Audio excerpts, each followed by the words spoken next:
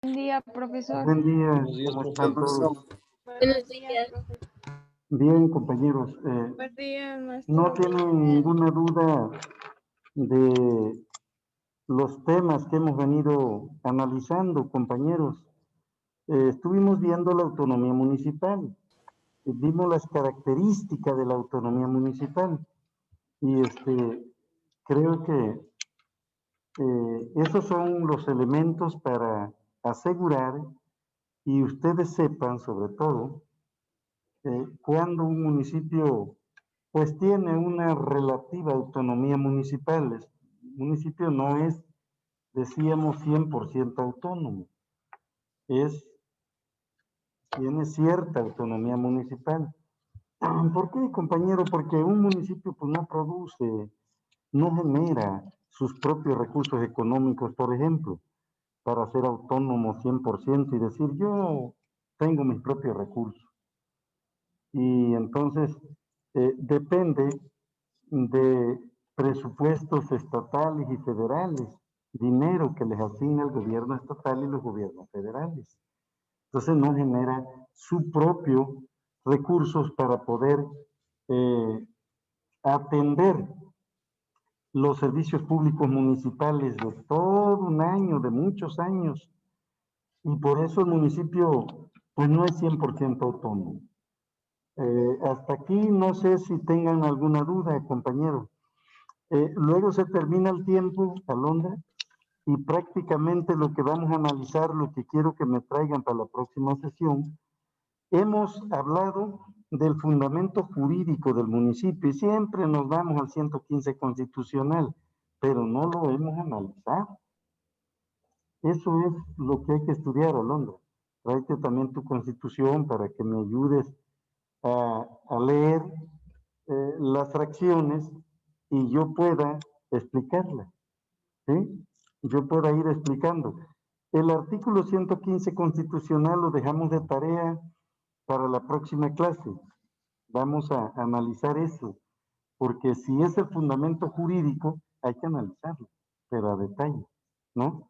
Y nos da para, no sé, hasta para 2 clases, porque son 8 fracciones y son largas. Bien, hoy entonces, si no tienen duda, compañeros, vamos a analizar las fuentes del derecho municipal en todas sus disciplinas, sus materias que le llaman ustedes, se llaman ahora unidad de aprendizaje. Analizan las fuentes del derecho municipal, las fuentes del derecho constitucional, las fuentes del derecho penal, la fuente del derecho civil, etcétera. Todas las materias o las unidades de aprendizaje tienen sus fuentes, ¿verdad? Es importante que aunque sea una parte teórica, muy teórica, la analicemos muy ligeramente, a lo mejor pasamos a otro asunto. Fuentes principales del derecho municipal, así se denomina. Fuentes principales del derecho municipal. ¿Cuáles son una de las fuentes? Es decir, el derecho municipal de dónde emerge, de dónde nace, de dónde se nutre, de dónde se va conformando como una ciencia nueva del derecho, ¿verdad? El derecho municipal.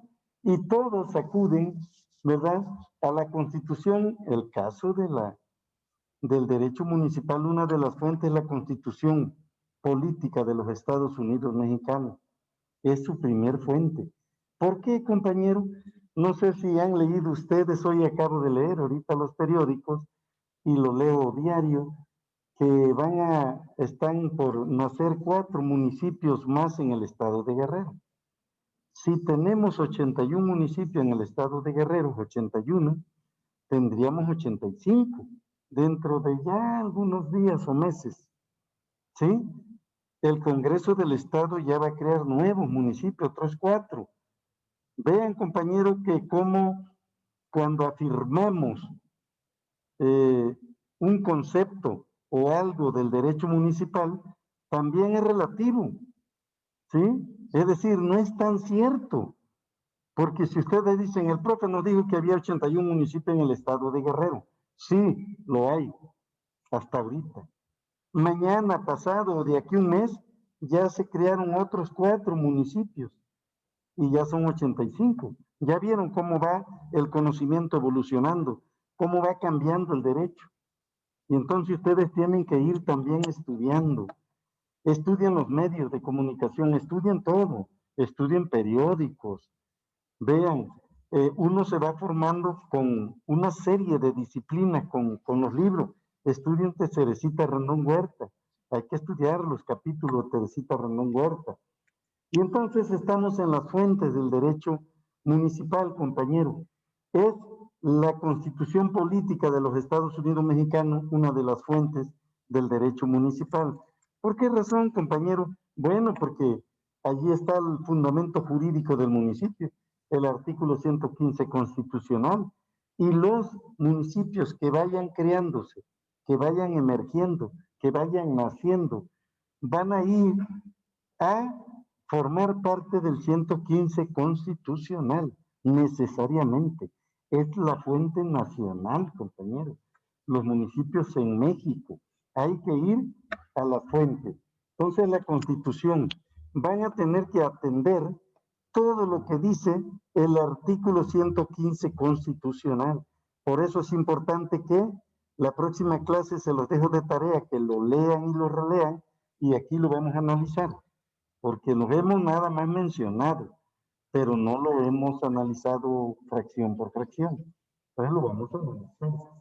Bien, las constituciones particulares, dice, las constituciones de los estados, porque estamos hablando del país. Cada estado tiene su propia constitución, ustedes saben. Cada estado, cada entidad federativa. El estado de Guerrero tiene su propia constitución, ¿sí? Morelos tiene su propia constitución. Oaxaca, Puebla, Nuevo León, etcétera, Baja California, etcétera, tienen su propia constitución. Entonces son fuentes del derecho municipal también las constituciones políticas de los estados, de las entidades federativas. Si quieren anotarlo, porque nosotros estamos en Guerrero, la constitución política del Estado Libre y Soberano de Guerrero, ¿sí? Para nosotros. Esa es otra fuente del derecho municipal. Ya dijimos que es la constitución política de los Estados Unidos Mexicanos, la constitución federal, ya hemos dicho, ¿verdad? Pero aquí también pues encontramos, véanlo, la constitución política y la constitución del Estado de Guerrero, la que les estoy mencionando. Cómprense esta constitución actualizada del 2020 y se van a actualizar ustedes también. Vienen nuevos conceptos. Esta constitución, la primera y luego la segunda, constitución política del Estado Libre y Soberano de Guerrero. También es fuente del derecho municipal. Eso se estamos analizando. ¿Qué son las fuentes, compañeros? ¿Sí? Es el origen de donde nace una disciplina o una ciencia jurídica como la que estamos analizando, el derecho municipal. ¿Sí? Ese es el origen. ¿De dónde nació el derecho municipal? Bueno, nació de una serie de elementos, pero sus fuentes fueron la constitución política del Estado, de la constitución política federal y la constitución políticas estatales. Las leyes orgánicas, anótenles ahí, vayan anotándolas, yo creo que ustedes van anotando. ¿Qué leyes orgánicas? Esta se llama Ley Orgánica del Estado del Municipio Libre del Estado de Guerrero. ¿Sí?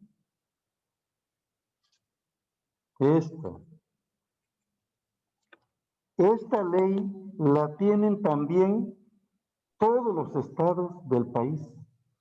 Hay 32 leyes de estas. Cada estado, esta es la del estado de Guerrero, solo le sirve a Guerrero. Esta ley no se aplica en Morelos, Oaxaca, Chiapas, no. Ellos tienen la suya, Ellos tienen su propia ley, compañeros, su ley orgánica, donde se regula todo el municipio. Aquí el municipio tiene su propia ley, también es fuente del derecho municipal. Ya llevamos 3 ahí, ¿verdad? ¿Sí están de acuerdo? Sí. Van Sí. 3 leyes ahí que son fuentes. Cuando yo les diga, oiga, ¿cuáles son las fuentes del derecho municipal? ¿Cuáles son? Ah, profesor, es la Constitución Política de los Estados Unidos Mexicanos, la Constitución Política del Estado Libre Soberano de Guerrero, la Ley Orgánica del Municipio Libre del Estado de Guerrero, son fuentes, ¿sí? Allí están registrados todos los municipios. Todo el municipio que vaya a nacer, que vaya a crearse, necesariamente, forzosamente, estará en estas leyes, atendiendo estas leyes. Se va a tener que ir a la Constitución Política del Estado Libre y Soberano de Guerrero, a la Ley Orgánica y a la Constitución Federal. ¿Sí? Esas son una de las fuentes del derecho municipal. Pero también está la costumbre. Anótenla y luego se las explico porque como que veo que se pierden. La costumbre, la doctrina,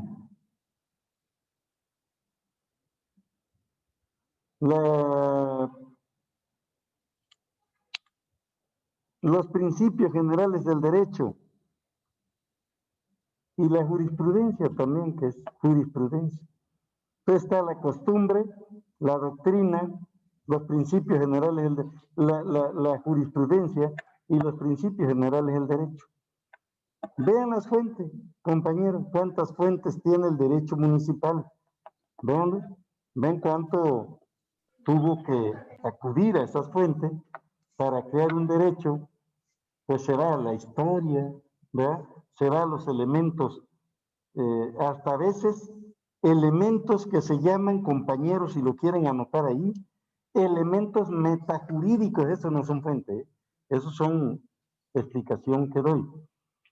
¿Cuáles son esos elementos metajurídicos? ¿Han escuchado ustedes ese concepto? Más allá del derecho, fuera del derecho, como cuál, como la religión, como la geografía, como el clima, ¿m? Como la idiosincrasia de ese pueblo. Lo que le gusta a un pueblo, a un municipio, no le gusta al otro. Incluso tiene que ver hasta el arte culinario. Eso significa hasta lo que comemos. Lo que comemos aquí en Chilpancingo o en la costa, allá en Florencio Villarreal, en mi pueblo, Cruz Grande, no le gusta a los de Altamirano, por ejemplo. ¿Por qué, compañero? Porque son distintas regiones, porque influye el clima, porque tiene que influir la geografía, porque tiene que influir la religión o las religiones, que son parte del derecho, ¿eh? Está en el derecho, compañero.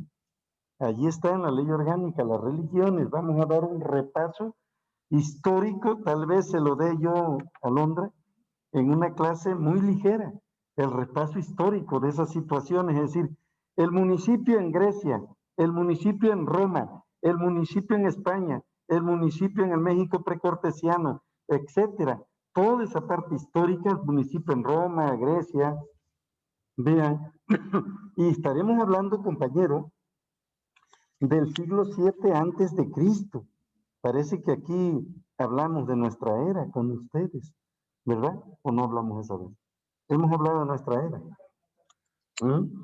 Y nuestra era inició en el año 1, en el día 1. Estamos en el 2020 de nuestra era, pero hacia atrás, había civilizaciones. Son miles o millones de años que ya había personas, que había pueblos, pero vean cómo nos marcaron, con la religión nos marcaron, ¿eh? La que sea estudiosa de ustedes o estudioso y agarre siempre su libro y esté estudiando, checando su libro, allí va a encontrar siempre antes de Cristo, después de Cristo, antes de Cristo, después de Cristo. Todos los libros de derecho traen eso. Todos, todos, compañeros, porque estamos marcados con eso. Crean en eso o no crean. Ese no es un asunto de creencia. Pueden ustedes ser católicos, pueden ser o pertenecer a religiones que quieran, pero están las leyes, compañeros. Bueno, hasta dice la Constitución que todo mundo es libre de profesar la religión que le plazca, la que te guste, la que te acomode. Es constitucional creer o no creer. ¿Sí me entienden? Sí, compañero, es constitucional. Es decir, yo no creo en nada, yo. Ah, pero ustedes sí, y entonces yo lo respeto, ¿sí o no? Y ustedes también me respetan a mí. Si yo no creo en nadie, ni en mí mismo, porque a veces cuando fallo, no me gusto, ni yo mismo. Entonces tengan cuidado. Esa parte del proceso histórico lo vamos a ver también. Es importante la historia de dónde vino el derecho municipal, quién lo trajo, quién lo creó y de dónde se fueron construyendo esos elementos que ahora conocemos como derecho municipal. Vean, entonces ahí están las fuentes del derecho municipal, compañero. ¿Qué es la costumbre? Anoten por allí qué es la costumbre. Es un producto espontáneo de la vida social. Es un producto espontáneo de la vida social. Anoten. Ahí le va otra definición de la costumbre que yo he venido investigando. La costumbre es el tácito acuerdo. La costumbre es el tácito acuerdo del pueblo, es el tácito acuerdo del pueblo, arraigado por el largo uso, arraigado por el largo uso.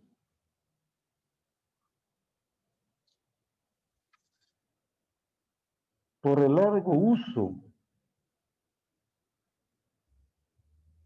La costumbre son hechos reiterados, repetidos. Hechos reiterados, repetidos de un grupo social, a través de los años.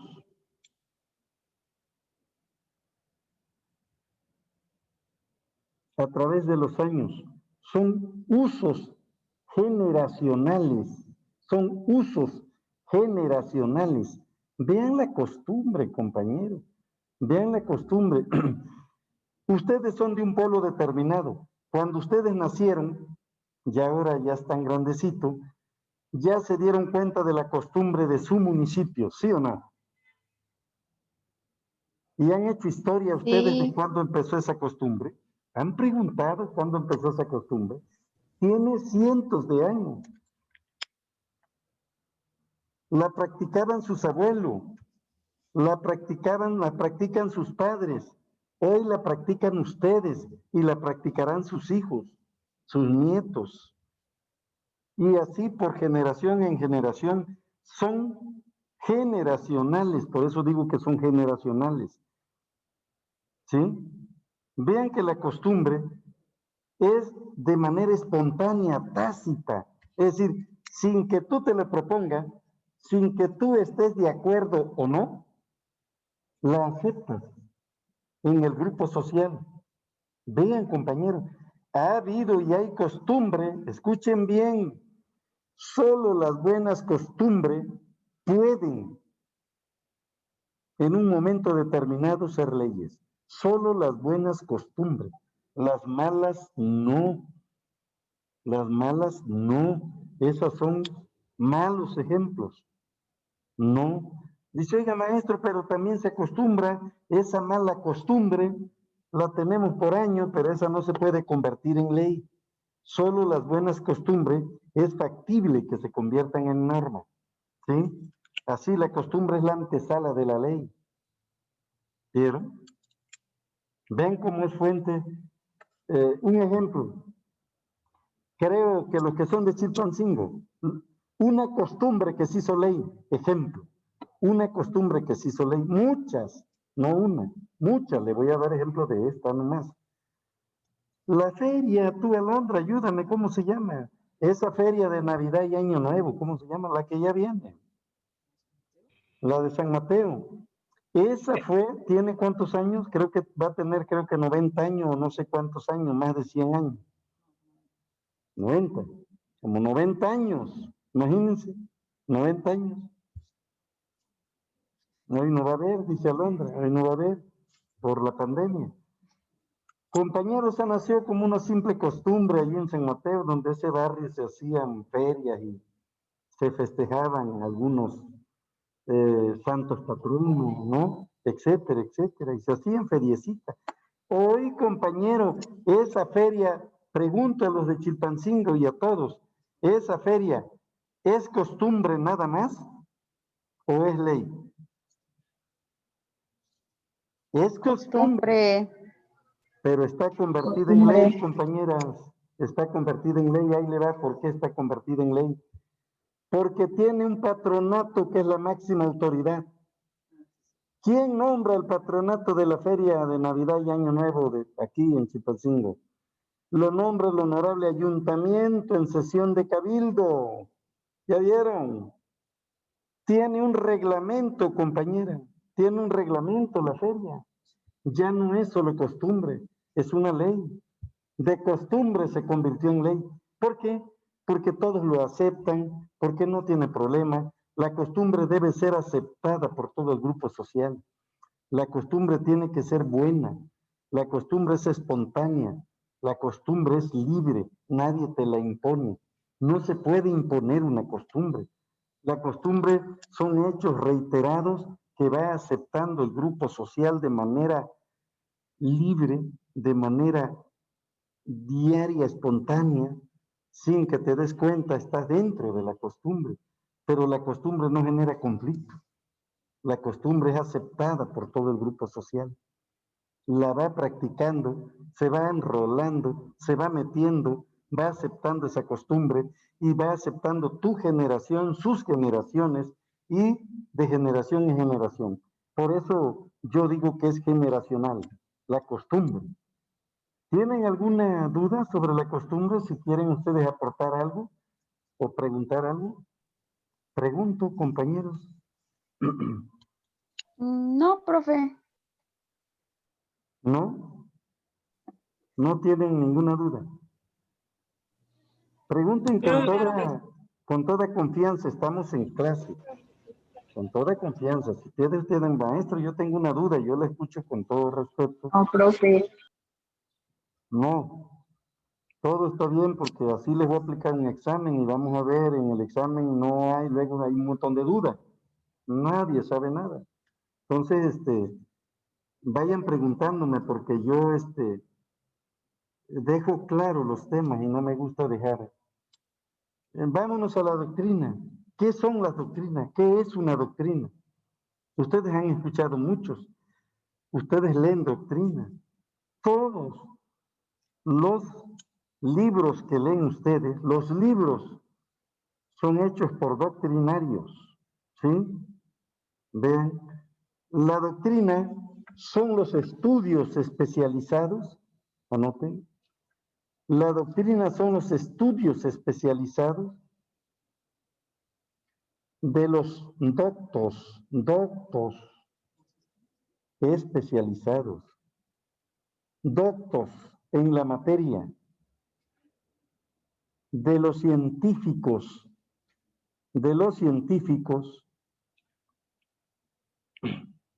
en derecho municipal. Si ustedes me dicen, a ver, oye, un científico en derecho municipal, sí, Teresita Rendón Huertas Martínez es uno, Reinaldo Robles Martínez, ¿no? Muchos, todos los creadores de derecho municipal son científicos del derecho, son doctrinarios, ¿sí? Elaboran doctrinas, ¿sí? Vean, compañero, cómo la doctrina son entonces estudios especializados de científicos del derecho, ¿sí?, que analizan, critican, sirve para analizar la doctrina, para establecer una crítica científica sobre alguna situación jurídica, ¿sí? Y con esa crítica se establecen nuevos conceptos de derecho. Vean, compañero, con esa crítica se establecen o se elaboran, se van creando nuevos conceptos de derecho y se van dando una serie de definiciones. Todo eso lo aborda la doctrina. Los que estudiamos derecho, compañeros, una recomendación, consejo de amigo, consejos de amigo, necesitamos saber mucha doctrina, necesitamos leer muchos libros. ¿De dónde nos formamos nosotros como licenciados en Derecho? ¿De dónde me formé? Leyendo libros, leyendo leyes. Para ser más técnico ya nos vamos a las leyes, ¿sí? Pero hay que leer muchos libros. Yo pregunto si ustedes ya, de la bibliografía que les mandé con Alondra, ya leyeron a Teresita Rendón Huerta, a Reinaldo Robles Martínez, a muchos, ahí están muchos autores de Derecho Municipal. ¿Qué autor? El que estudia Derecho y no conoce autores no estudió Derecho. Escuchen bien, se lo dice el doctor Felipe Cuevas Molina. El que estudia Derecho y pasa por una carrera y ya terminaste y en un diálogo empiezas a platicar y te dice, oye, ¿qué autor viste tú en esa materia? Y no sabes ninguno, ni en Derecho Municipal, ni en Derecho Civil, ni en Derecho Penal, ni en Derecho Humano, ni en Derecho Constitucional, ni en Derecho Ambiental, ni en todas las 50 y tantas materias o unidades de aprendizaje que van a llevar. Si no conoces un autor, no estudiaste Derecho. Terminaste y tienes tu título, sí, pero no estudiaste Derecho. El Derecho se aprende estudiando y se ejerce. Díganmelo, pregunto, a ver si ustedes saben de eso. El Derecho se aprende estudiando, así díganme, y se ejerce pensando. Ese es un lema que se lo deben saber. Anótenlo. Eso lo deben saber. El derecho se aprende estudiando y se ejerce pensando.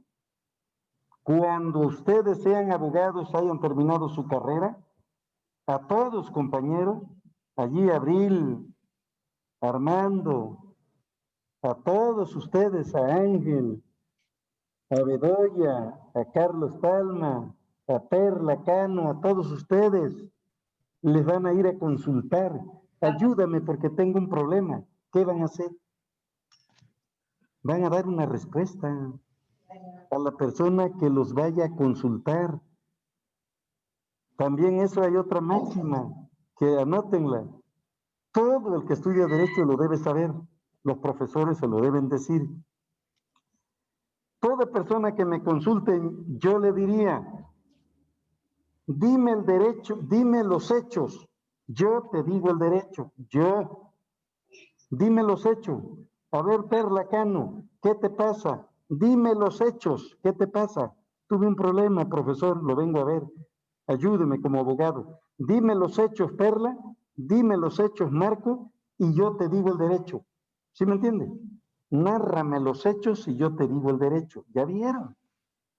¿Eh? ¿Ya vieron, compañero? Tú me vas a decir cómo tuvo toda la problemática. Yo voy a reconstruir toda esa problemática y te voy a dar una respuesta jurídica, porque yo sé derecho. Estudien libros. Si no estudian libros, yo le he dicho a todos mis alumnos durante 32 años, estudien libros. El que no estudie incansablemente el libro, la doctrina, estamos hablando de la doctrina, compañeros. Ahí está la doctrina. ¿Dónde? En todos los libros que leemos. Estudien Teresita Rendón Huerta, Derecho Municipal. Ahí está la doctrina. Decir, maestro, Teresita Rendón Huerta, yo la estudié y ese tema que usted está abordando, Teresita dice que es esto y lo otro. y lo define de esta manera. ¿Usted por qué dice que es así?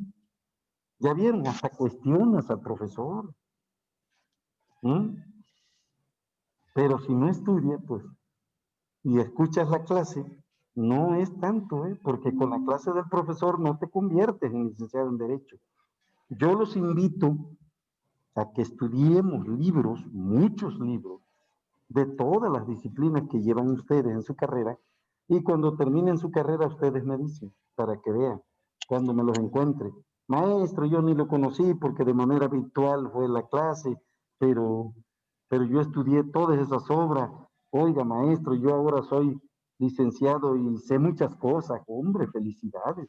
Me siento orgulloso de mis alumnos, que son excelentes. Me siento muy orgulloso. Bien, entonces estamos en la doctrina, ¿verdad? ¿Qué más dijimos? La jurisprudencia, por ejemplo, ustedes saben, se la han dicho. Prácticamente las jurisprudencias son las resoluciones de la Suprema Corte de Justicia de la Nación. Son resoluciones de la Suprema Corte de Justicia de la Nación. Las jurisprudencias son las sentencias, como las resoluciones. Las resoluciones son las sentencias de la Corte. ¿Sí? Vean, dice que se hace jurisprudencia cuando la aprueban 8 ministros de 11 que son. ¿Ya? 8. Sí, 8, porque se votan, también los ministros votan. Votan un problema que le plantean a la Suprema Corte de Justicia de la Nación. Se analiza, se discute, se debate y al final se vota. ¿Verdad? Y bueno, ¿qué es la jurisprudencia? Son las resoluciones jurídicas que emite la Suprema Corte de Justicia de la Nación. Esas son las jurisprudencias.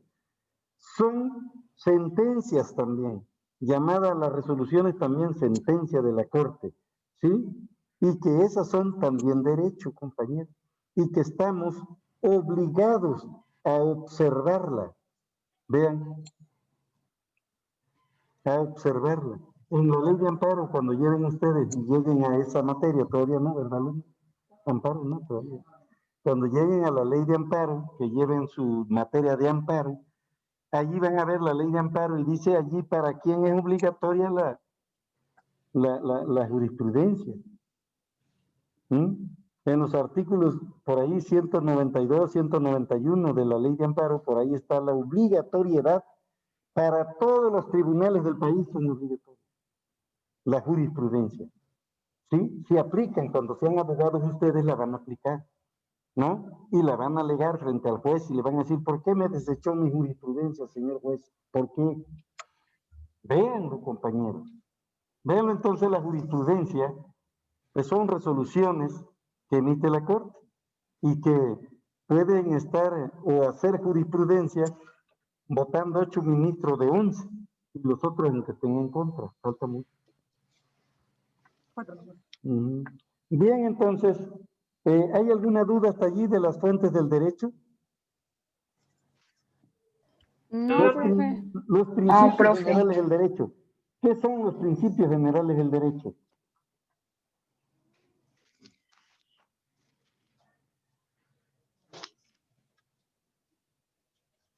Y agreguen ahí funciones que cumplen los principios generales del derecho.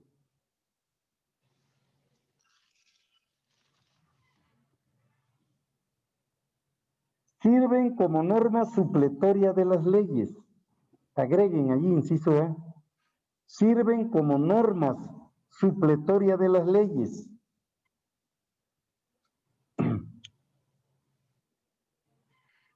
¿Ya? Auxilian al intérprete del derecho, auxilian, ayudan, auxilian al intérprete del derecho en la búsqueda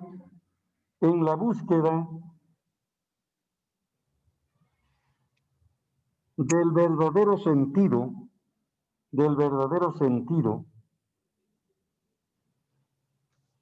y significado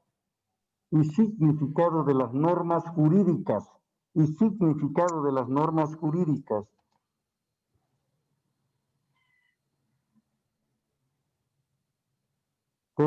o se construyen, construyen de construir, construyen, fundamentan